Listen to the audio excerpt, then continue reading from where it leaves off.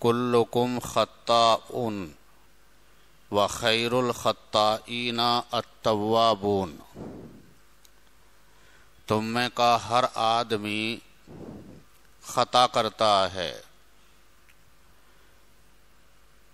بشر ہونے کے اعتبار سے انسان سے خطا ہو جاتی ہے، لیکن فرمایا وخیر الخطائین التوابون، بہترین خطا کرنے والے وہ ہیں جو توبہ کرتے رہتے ہیں، اپنے گناہوں پر اللہ سے معافی مانگتے رہتے ہیں، ایسے خطا کار اچھے ہیں۔ مطلب یہ ہے کہ بہت سی مرتبہ اللہ کی نافرمانی بندے سے ہو جاتی ہے،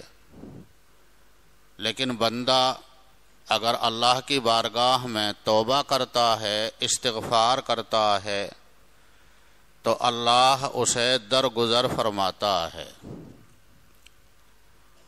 لیکن اگر توبہ اور استغفار کرنے کے بجائے بندہ اس کا احساس ختم ہو جائے، ندامت ختم ہو جائے اور توبہ کی طرف متوجہ نہ ہو، تو پھر بہت سی مرتبہ اللہ کی طرف سے گرفت اور مؤاخذے کا اندیشہ ہوتا ہے۔ جو آیت کریمہ میں نے آپ کے سامنے پڑھی ہے، اس کا ماحصل یہی ہے، حق تعالی شانہ نے حضور اکرم صلی اللہ علیہ وسلم کو خطاب فرمایا وَمَا كَانَ اللَّهُ لِيُعَذِّبَهُمْ وَأَنْتَ فِيهِمْ، فرمایا کہ آپ یعنی حضرت صلی اللہ علیہ وسلم جب تک اس دنیا کے اندر تشریف فرما رہیں گے تو اللہ عذاب نازل نہیں فرمائے گا، اس لیے کہ حضرت صلی اللہ علیہ وسلم کو اللہ نے تمام کائنات کے لیے رحمت بنا کر بھیجا۔ وَمَا أَرْسَلْنَاكَ إِلَّا رَحْمَةً لِلْعَالَمِينَ، اللہ نے خود فرمایا ہے ہم نے آپ کو تمام کائنات کے لیے رحمت بنایا ہے۔ حضرت صلی اللہ علیہ وسلم کو اللہ نے آسمانوں کے لیے بھی رحمت بنا کر بھیجا، زمینوں کے لیے بھی رحمت بنا کر بھیجا، پہاڑوں کے لیے بھی رحمت بنا کر بھیجا، درخت، شجر، حجر، مدر، ہر چیز کے لیے رحمت بنا کر بھیجا، انسانوں کے لیے بھی رحمت بنا کر بھیجا، جنات کے لیے بھی رحمت بنا کر بھیجا، جانوروں کے لیے بھی رحمت بنا کر بھیجا۔ احادیث میں ان سب کی تفصیل آئی ہے۔ حدیث شریف کے اندر آیا، حضور اکرم صلی اللہ علیہ وسلم نے ارشاد فرمایا کہ مجھے نبوت ملنے سے پہلے فلاں ایک پتھر میں اس کو پہچانتا ہوں، وہ مجھے سلام کیا کرتا تھا۔ آقا صلی اللہ علیہ وسلم جب اپنے مکان سے حرم شریف تشریف لے جاتے، یہ نبوت ملنے سے پہلے کی بات ہے، تو فرمایا آقا صلی اللہ علیہ وسلم نے اس پتھر کو میں پہچانتا ہوں جو پتھر مجھے سلام کیا کرتا تھا۔ جانوروں کے لیے بھی رحمت بنا کر بھیجا، احادیث میں اس کے کئی واقعات آئے ہیں۔ جانور حضور اکرم صلی اللہ علیہ وسلم سے بہت سی مرتبہ شکوہ کیا کرتے تھے کہ جانور سے اگر اس کا مالک کام زیادہ لیتا ہے اور اسے چارہ کم کھلاتا ہے تو ایسے جانور حضور اکرم صلی اللہ علیہ وسلم سے اپنے مالکوں کا شکوہ کیا کرتے تھے وغیرہ۔ تو اسی کو اللہ نے فرمایا ہے اس آیت کریمہ میں وَمَا أَرْسَلْنَاكَ إِلَّا رَحْمَةً لِلْعَالَمِينَ، ہم نے آپ کو تمام کائنات کے لیے رحمت بنا کر بھیجا۔ جب حضرت صلی اللہ علیہ وسلم تمام کائنات کے لیے رحمت ہیں تو پھر آپ کے رحیم ہونے کا، آپ کے رحمت بنا کر بھیجے جانے کا نتیجہ ظاہر ہے کہ یہ نکلے گا جو اللہ نے اس آیت کے اندر بیان فرمایا، وَمَا كَانَ اللَّهُ لِيُعَذِّبَهُمْ وَأَنْتَ فِيهِمْ، آپ کے ہوتے ہوئے اللہ عذاب نازل نہیں فرمائے گا، اس لیے کہ آپ رحمت ہیں تمام کائنات کے لیے۔ لیکن سوال یہ پیدا ہوتا ہے کہ آقا صلی اللہ علیہ وسلم تو ظاہر ہے کہ ہمیشہ اس دنیا کے اندر نہیں رہیں گے، تو حضرت صلی اللہ علیہ وسلم کے بعد پھر عذاب الہی سے حفاظت کی کیا شکل ہوگی اور عذاب الہی سے حفاظت کا ذریعہ کیا ہوگا؟ یہ سوال خود بخود ذہن کے اندر پیدا ہوتا ہے۔ تو اگلے جملے میں اور اگلی آیت میں اللہ نے وہ ذریعہ بھی بیان فرما دیا، فرمایا وَمَا كَانَ اللَّهُ مُعَذِّبَهُمْ وَهُمْ يَسْتَغْفِرُونَ، جس کا ماحصل یہ ہے، اللہ فرماتا ہے میرے بندے جب تک میری بارگاہ میں توبہ کرتے رہیں گے، استغفار کرتے رہیں گے، اپنے گناہوں پر نادم ہوتے رہیں گے، اپنے گناہوں پر انہیں احساس ہوتا رہے گا، میری طرف رجوع کرتے رہیں گے، میں اس وقت تک اپنے بندوں کو عذاب نہیں دوں گا۔ یہ ہے آیت کریمہ کا ماحصل اور خلاصہ۔ عزیزو بھائیو، اسی کی روشنی میں چند باتیں میں آپ کے سامنے عرض کرتا ہوں۔ پہلا جملہ لیجئے، اللہ نے فرمایا حضور اکرم صلی اللہ علیہ وسلم کو خطاب کرتے ہوئے وَمَا كَانَ اللَّهُ لِيُعَذِّبَهُمْ وَأَنْتَ فِيهِمْ، اللہ نے وعدہ فرما لیا، دو ٹوک وعدہ فرمایا، آپ کے ہوتے ہوئے اللہ عذاب نازل نہیں فرمائے گا، لیکن اس حق وعدے کے باوجود آقا صلی اللہ علیہ وسلم کا کیا حال تھا؟ حضرت صلی اللہ علیہ وسلم پر جب اللہ کی شان بے نیازی کا استحضار ہوتا کہ اللہ نے ٹھیک ہے وعدہ فرمایا ہے، لیکن حق تعالی شانہ بے نیاز ہے، اللہ الصمد واللہ لغنی عن العالمین، اللہ تعالی شانہ تمام کائنات سے بے نیاز ہے۔ تو اللہ کی شان بے نیازی کا جب استحضار ہوتا تھا اس طرف ذہن جایا کرتا تھا۔ انبیاء علیہم السلام کا تو حضرات انبیاء علیہم السلام بھی لرزاں و ترساں ہو جایا کرتے تھے۔ اللہ نے وعدہ فرمایا ہے وَمَا كَانَ اللَّهُ لِيُعَذِّبَهُمْ وَأَنْتَ فِيهِمْ، لیکن آقا صلی اللہ علیہ وسلم جب اس بات پر نظر فرماتے کہ اللہ کو اس کے خلاف پر بھی قدرت ہے، تو پھر حضرت صلی اللہ علیہ وسلم پر اللہ کا خوف طاری ہوتا، آپ لرز جاتے اور حضرت صلی اللہ علیہ وسلم کی حالت متغیر ہو جایا کرتی تھی۔ اس کی تفصیلات احادیث کے اندر آئی ہیں۔ فرمایا حدیث کے اندر کانا اذا حزبہ امر صلی، حضور اکرم صلی اللہ علیہ وسلم کو اگر کوئی پریشانی اور غم کا معاملہ پیش آتا تو آقا صلی اللہ علیہ وسلم نماز کی طرف رجوع فرماتے، توبہ کی طرف رجوع فرماتے اور دعا کی طرف متوجہ ہو جایا کرتے تھے۔ حضرت عائشہ رضی اللہ تعالی عنہا فرماتی ہیں کہ جب بادل آتا تو لوگ خوش ہوا کرتے تھے اور یہ امید ہوا کرتی تھی کہ بارش برسے گی، لیکن فرماتی ہیں حضرت عائشہ رضی اللہ تعالی عنہا کہ حضور اکرم صلی اللہ علیہ وسلم بادل کو دیکھ کر پریشان ہو جاتے، مضطرب ہو جاتے۔ حضرت صلی اللہ علیہ وسلم کے چہرے کا رنگ متغیر ہو جاتا۔ حضرت صلی اللہ علیہ وسلم کی کیفیت یہ ہوتی کہ کبھی باہر تشریف لے جاتے، کبھی اندر تشریف لاتے، کبھی نماز میں، کبھی رکوع میں، کبھی سجدے میں، کبھی قیام میں، کبھی دعا میں، غرضے کے حضرت صلی اللہ علیہ وسلم مضطرب اور پریشان ہو جاتے، حتیٰ کہ یا تو وہ بادل چلا جائے، ختم ہو جائے، یا پھر بارش برسنے لگے۔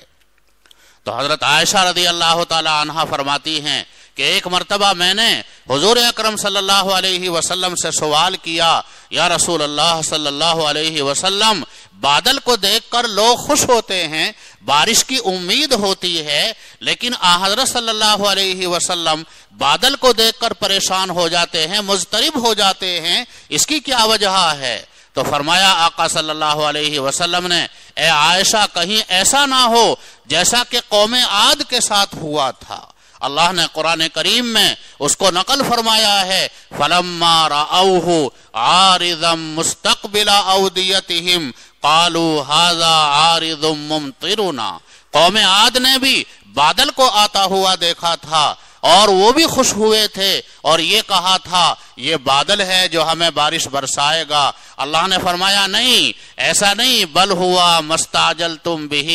ریح فیہا عذاب علیم۔ یہ بادل تمہارے لیے بارش کا بادل نہیں ہے، یہ رحمت کا بادل نہیں ہے، اسی بادل میں تمہاری ہلاکت اور بربادی کا سامان ہے۔ تم نے اللہ کی نافرمانی کی، نبی کی نافرمانی کی، تم نے رجوع نہیں کیا، اب تمہارے لیے اللہ نے اسی بادل کے ذریعے سے ہلاکت کا سامان پیدا فرمایا ہے۔ ریح فیہا عذاب علیم، اس بادل سے پتھر برسے، آگ برسی اور قوم عاد کو ہلاک اور برباد کر دیا گیا۔ فرمایا آقا صلی اللہ علیہ وسلم نے اے عائشہ کہیں ایسا نہ ہو، یہ لوگ بھی تو بادل کو دیکھ کر خوش ہوئے تھے لیکن وہی بادل ان کی ہلاکت اور بربادی کا سامان بنا۔ یہ کس کا حال ہے لوگوں؟ عزیزوں اور دوستو ہمیں غور کرنا چاہیے، یہ اس ذات کا سید الکونین امام الانبیاء خاتم الرسل کا یہ حال ہے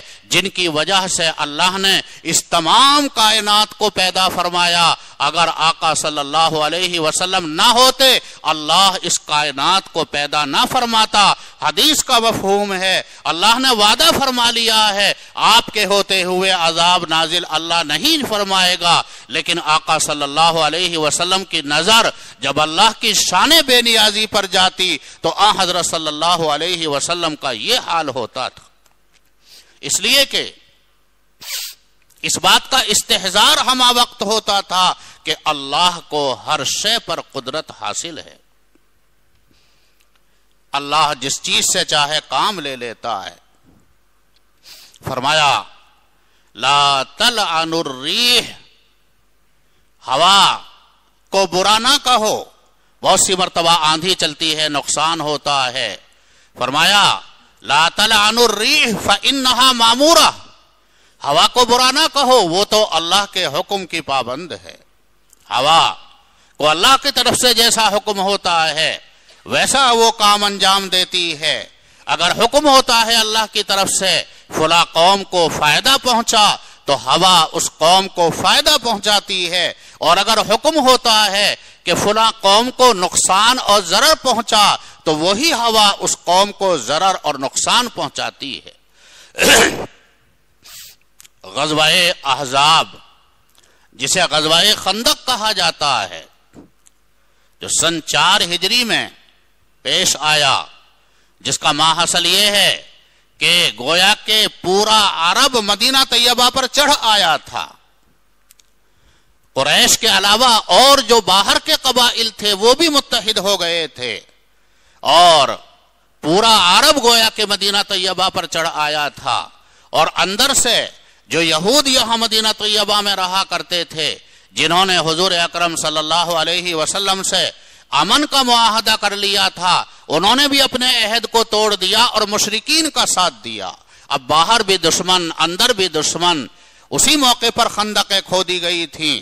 حج اور عمرے کے لیے آپ حضرات جاتے ہیں، زیارتوں کے لیے جاتے ہیں مدینہ طیبہ، تو جو جبل سلا ہے اس کے نیچے جو سڑک ہے وہی جگہ خندقوں کی تھی۔ وہاں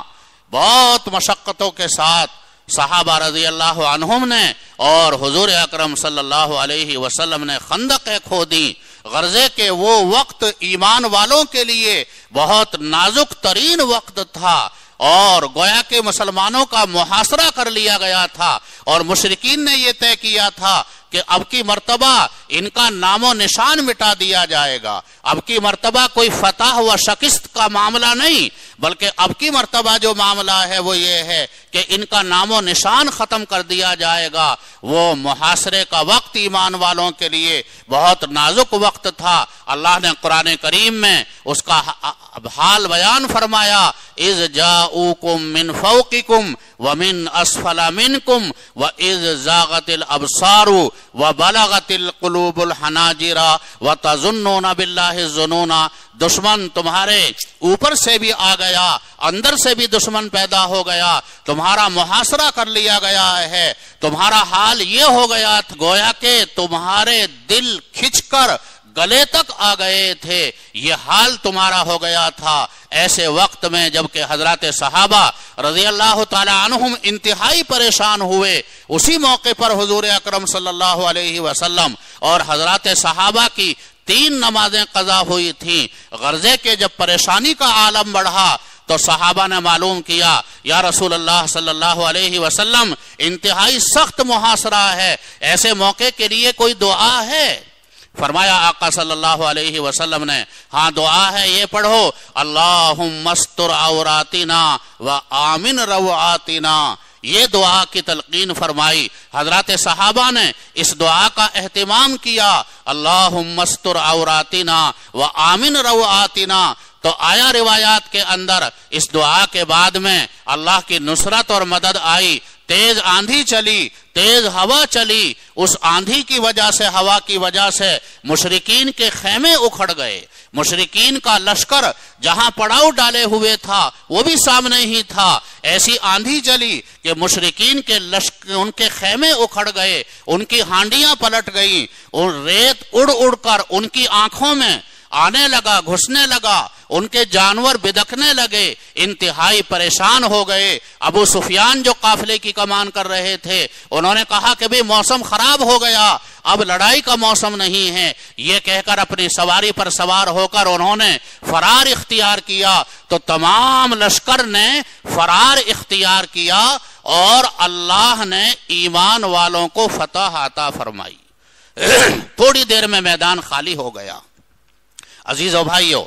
اس واقعے سے یہ میں نے اجمالی آپ کو بتایا ہے، ورنہ بہت تفصیلی واقعہ ہے، اس میں غور کرنے کا پہلو یہ ہے، ہوا چلی، تیز آندھی چلی، یہ آندھی اور یہ ہوا سب کے لیے چلی تھی، لیکن اس ہوا نے، اس آندھی نے مشرکین کے پنجے اور قدم اکھاڑ دیے، اور یہی ہوا اور آندھی مسلمانوں کے لیے دل جمعی کا سبب بنی، ایمان والوں کے لیے نصرت کا سبب بنی۔ اس لیے فرمایا آقا صلی اللہ علیہ وسلم نے، لا تلعلوا الریح فإنها مامورہ، ہوا کو برا نہ کہو، ہوا اللہ کے حکم کی پابند ہے۔ مولانا رومی رحمت اللہ علیہ نے فرمایا، باد و خاک و آب و آتش گفتہ اند، با ہما تو مردہ باحق زندہ اند، آگ، ہوا، مٹی اور پانی یہ ہمارے اور تمہارے اعتبار سے بے جان ہیں، لیکن یہ سب اللہ کے لیے زندہ ہیں اور اللہ کے حکم کے پابند ہیں۔ عزیز و بھائیو، موضوع تو یہ طویل ہے،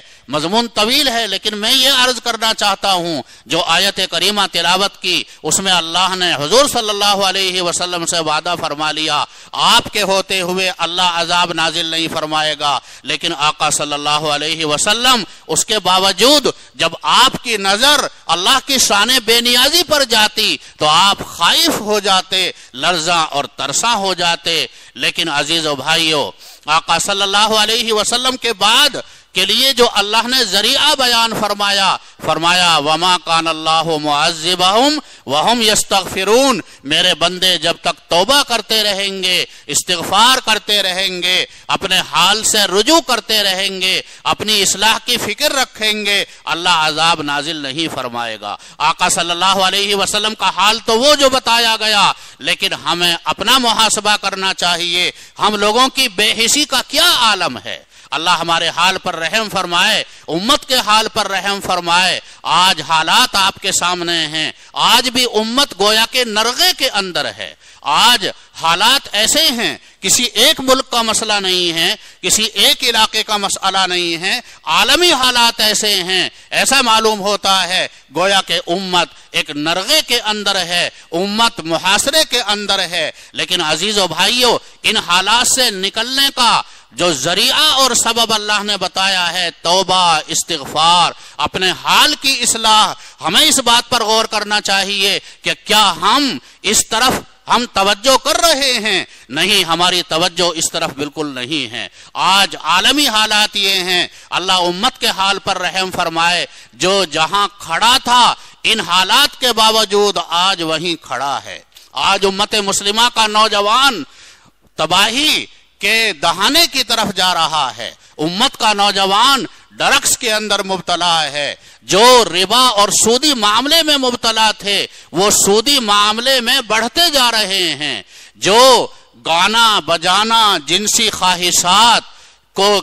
کی لپیٹ میں جو لوگ آئے ہوئے ہیں وہ اپنی انہی گانے بجانے اور جنسی خواہشات کے اندر مست ہیں، وہ بھی اپنے حال سے رجوع کرنے کے لیے، توبہ کرنے کے لیے تیار نہیں ہیں۔ غرضے کہ آج امت کا حال یہ ہے، جو جس معصیت کے اندر، جس نافرمانی کے اندر، رات کے بیان میں مفتی صاحب نے بہت وضاحت سے فرمایا، اللہ وینہا عن الفحشاء والمنکر، اللہ فحشا سے روکتا ہے، بے حیائی سے روکتا ہے، اور عیاشی سے اللہ تعالیٰ شانہ روکتا ہے۔ کیا ہم رک رہے ہیں؟ کیا ہمارے دلوں کے اندر خیال آتا ہے؟ آج امت نرغے کے اندر ہے، ہمیں توبہ کی طرف رجوع کرنا چاہیے، اصلاح کی اپنی فکر ہونی چاہیے، لیکن عمومی حال یہ ہے، امت کا، مجموعی امت کا بہت کم پرسنٹ ایسا ہے جو مسجدوں میں آ رہا ہے اور کچھ توبہ استغفار کی طرف توجہ ہے، ورنہ اکثریت ایسی ہے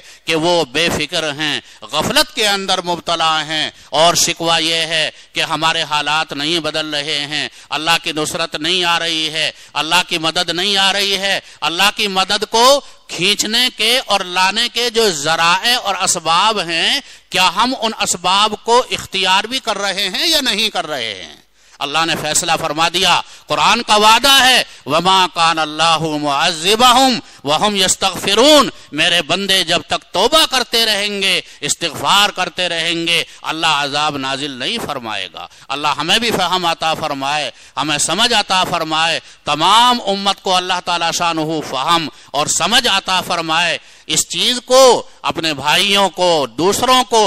بتانے کی ضرورت ہے، متوجہ کرنے کی ضرورت ہے کہ ان حالات سے نکلنے کا جو بڑا ذریعہ ہے وہ توبہ، استغفار، اپنے حالات کی اصلاح، انفرادی حالات کی اصلاح، مجموعی حالات کی اصلاح، بستیوں کی اصلاح، اس طرف توجہ ہوگی تو انشاءاللہ اللہ کی نصرت اور مدد ضرور آئے گی۔ اللہ ہم سب کو اس کی توفیق عطا فرمائے۔ وآخر دعوانا ان الحمدللہ رب العالمین۔